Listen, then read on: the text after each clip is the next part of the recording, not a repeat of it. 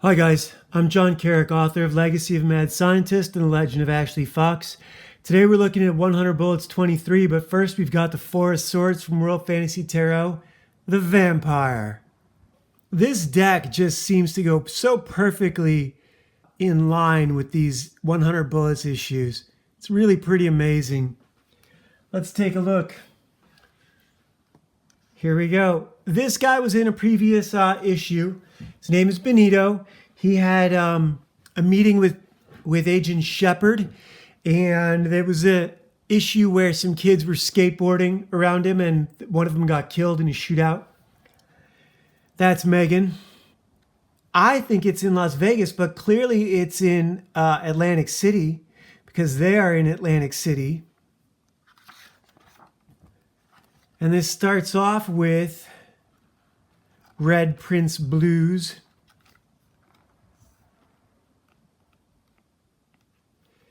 It's these guys playing poker and an Asian dealer. If you guys are in Comicsgate at all, or if you're watching the YouTube videos, I got into Comicsgate because Ethan Van Sciver was posting how to draw videos. He was doing live streams where he was talking with the audience in the chat and he was answering people's questions. He answered some of my questions about drawing. The guy is a master artist and he's super polite to his fans. He loves the art, and that's what this is all about. Now, he also likes to gamble in Atlantic City. I believe he says Hard Rock Cafe or Hard Rock, I think, is his preferred casino. And this is an Asian dealer named Tong. So if I gamble, I learned how to play cards in the Marine Corps, but we play $20 games. I don't go to the casino and gamble because I don't have that kind of cash. And something happens in here that can happen in your little $20 game with your friends.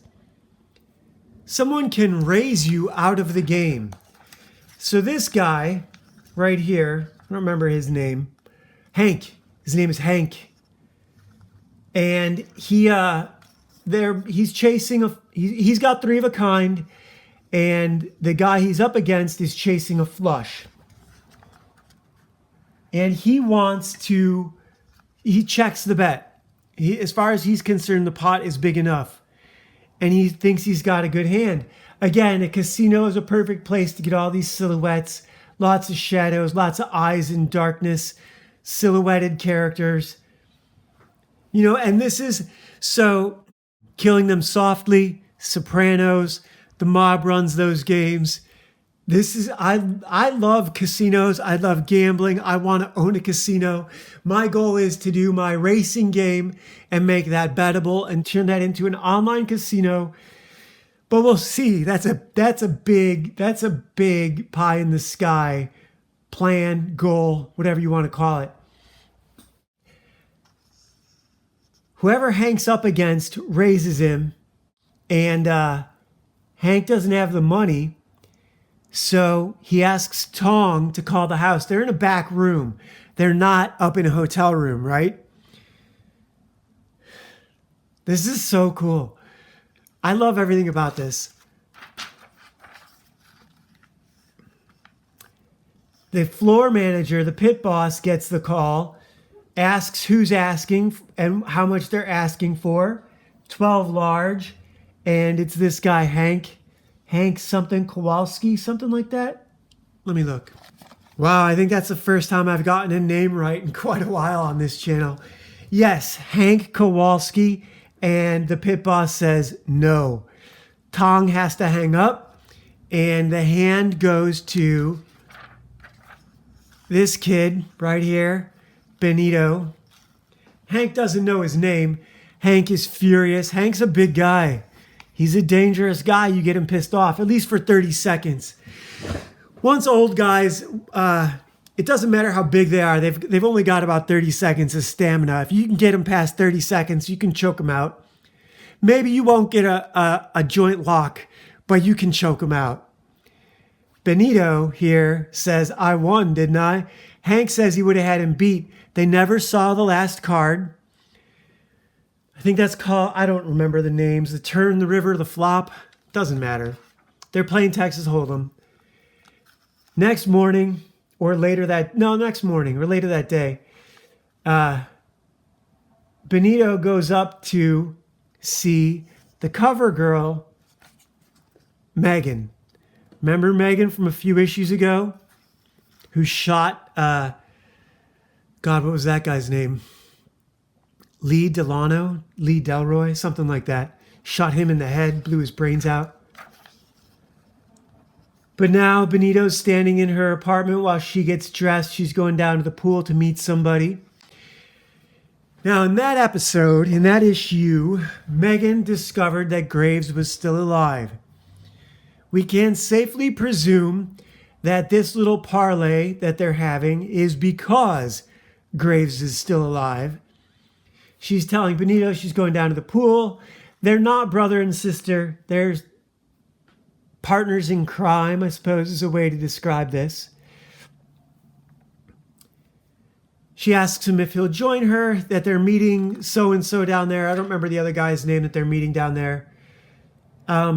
He says he doesn't have a suit.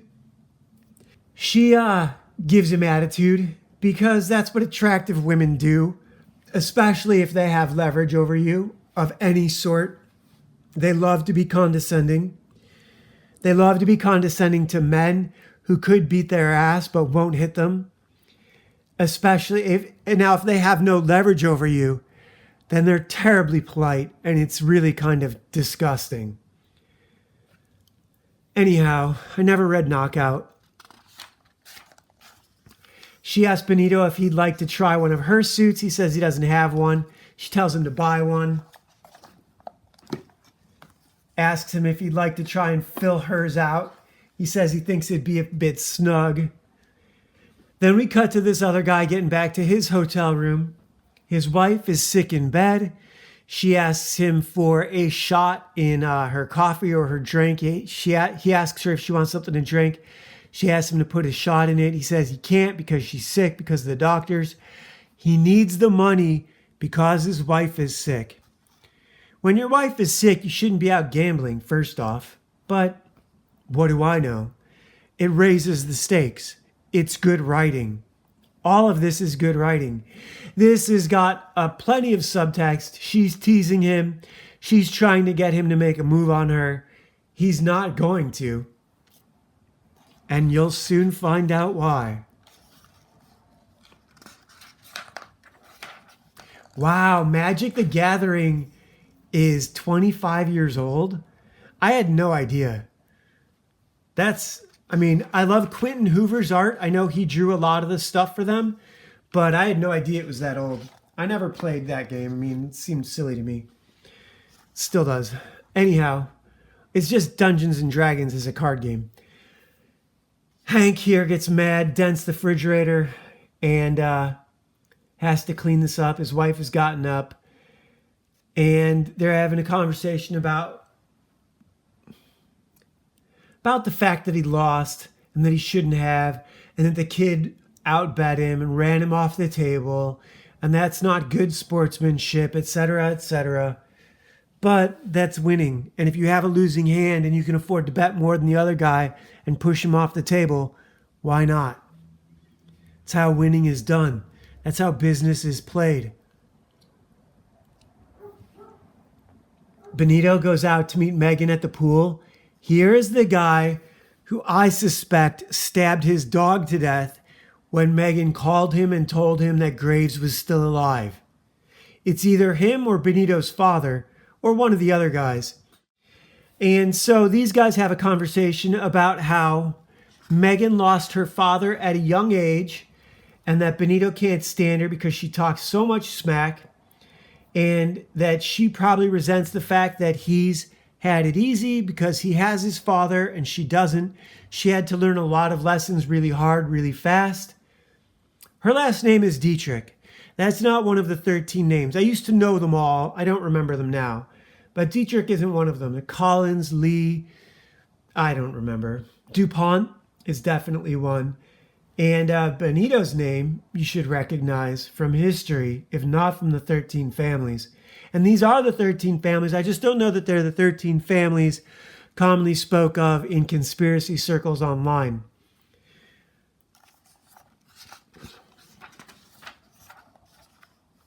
Onassis is one of them.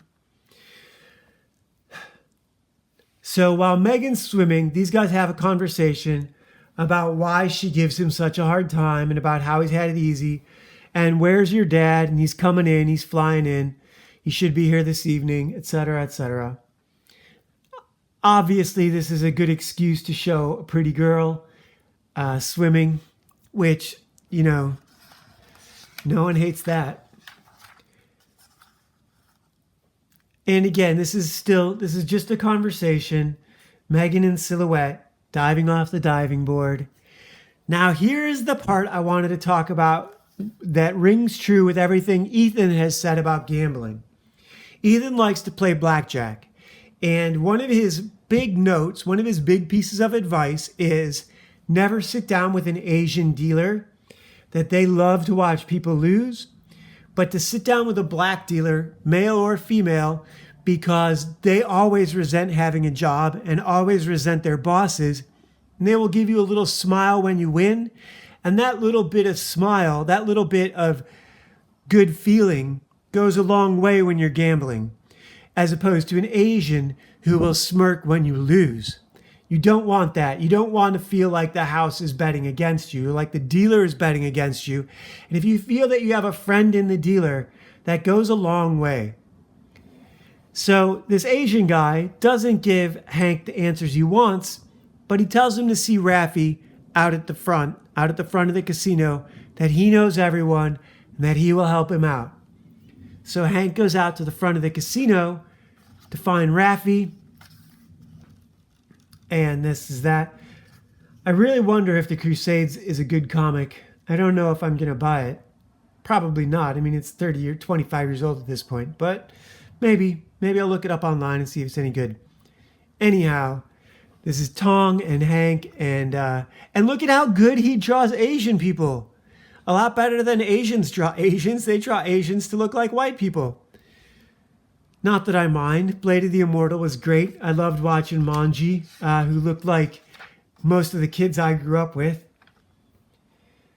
Benito and Megan are playing roulette, or she's watching him play roulette. He's letting it ride. He is being careless with his money because it doesn't mean anything to him. Whereas Megan has to be much more careful. She doesn't have a dad anymore. She's on her own. He gets a phone call from his dad, asks him if he wants him to come out to the airport to pick him up, and he says, "No, I'm already in the car on the way. I'll be there in just a minute." Raffi is out at the front. Hank walks up to him, palms him a 50 to ask him about Benito and who he is and what is he doing here, etc., etc. Now the car is just pulling up. From here, the car can't really hear what these guys are saying to each other. So it's possible that our Chris Cornell lookalike is not in the car, but he's standing right nearby, waiting for this guy to show up with his bodyguard. And there's Benito and Hank. And maybe none of those things happened. Maybe Cole Burns just recognizes that look of utter fury on Hank's face. He does look a little bit like Johnny Cash, doesn't he? Not really, not with the hair. I know there's some other country music star. I don't think Hank Williams was that buff. I think Hank Williams was tall and thin. Maybe Graves is a country music star. I don't know much about those guys. This guy looks familiar, though. Anyhow, this is a short one. I'm going through it really fast. Cole Burns asks Hank if he's got a hard-on for that kid. And what kid? Benito Medici. That's his name. Medici. Any of you guys have played Assassin's Creed, you should recognize that name. If you know anything about European history, you should recognize that name. If you know anything about the church, the Catholic Church, the only church, you should recognize that name. And anyhow, Megan puts her arm through Benito's dad's arm. she'd rather sleep with Benito's dad than with him. It is what it is. It is what it is. 100 bullets, 23. Apologies for going through it so fast. Hey guys, I'm John Carrick, author of Legacy of a Mad Scientist and The Legend of Ashley Fox. Amazing audiobooks, ebooks, and novels for you on Amazon, Smashwords, and right here on YouTube.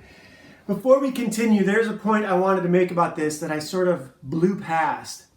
And that was that Tong refused to give Hank any information and sent him out to see Raffi at the front. And I had mentioned that Asian dealers don't like to help the players, whereas black ones will occasionally. And this guy, Raffi, will help the guests, but he refuses this time. He takes the $50 from Hank, but doesn't tell him anything about Benito. Says that he's a private guest of the hotel, that everything is comped, and that he's not given any information out about this guy. We, as the audience, only get it when Cole Burns gives it to us right here. So the audience doesn't get to know what's going on until later, until Cole tells us. Raffi doesn't tell us. It's just interesting that Ethan's experience in Atlantic City mirrors this comic done 25 years ago. That's fascinating. Those little sort of synchronicities. The other synchronicity I mentioned was the vampire. And if you think these 13 families aren't vampires, they are named as the Trust in this book. It's the first time when they're out at the pool, they refer to themselves as the Trust. So if you think they aren't vampires preying on all of mankind, if you think they don't have their hands in your tax dollars, you're out of your mind. Every time you spend a penny, they get a piece. They get sales tax, they get income tax, they get anywhere they can get money. Believe me, they're getting it. That's what they do. That's their job. So today's card is the King of Clubs, and this one says Linus is a sergeant with the military. They've captured 3 enemy combatants. I don't know what an enemy combatant is at the end of the world. That's a domestic terrorist, right?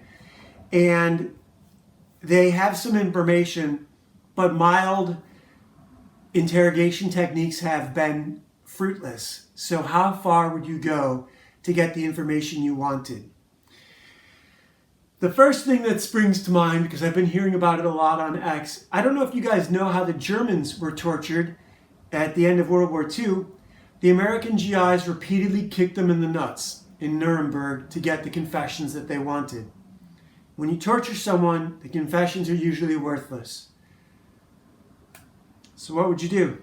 What would you do? I don't know. I don't know what I'd do. I've never been put in that situation before. I've never had to interrogate someone. I have listened to some interrogators talk about their methods. I don't know that I would want to employ any of those. I'd rather just kill them. I'd rather use those combatants' bodies as weapons of terror against the larger enemy. Do like Vlad the Impaler did and leave them out for the enemy to get pissed off about. Now that's been done to American GIs. The cartel does it regularly. I'm glad I'm not in that situation. The other day I said that things are exactly the way they're supposed to be. And I do believe that. I do believe that what goes around comes around. And that what you put out comes back to you. And I've been on here saying some pretty nasty stuff. I don't have a whole lot of people to say a lot of good things about right now. But, you know, if you'd have found me 20 years ago when everything was going right for me, I had nothing to say about the world. And things aren't going wrong for me now. I was a lot less happy then than I am now. What I have now is inner peace. The world around me is chaos, but that's all right. That's all right. I know who I am, and that has taken almost a whole lifetime to find out. And I hope you guys, it's the best you can hope for anyone, is that they find that inner peace, that they know what they're capable of, and they know what they're supposed to be doing. Whether or not it works is another issue. I know what I'm supposed to be doing, and I'm doing it. Doing the best I can, and that's all you can say. So, 100 Bullets, it's a great comic. Please check it out. You will not be dissatisfied. Our comic right here in the description, Ashley Fox Ninja Babysitter Last Valkyrie. This is a black and white PDF. It's a digital comic right now. And hopefully someday we'll get this fully colored and get a full series. And I hope you guys are doing awesome. I hope everything is going great for you. I hope your friends and family are all healthy and well and happy. And I hope you're doing great art. Talk to you tomorrow. Bye.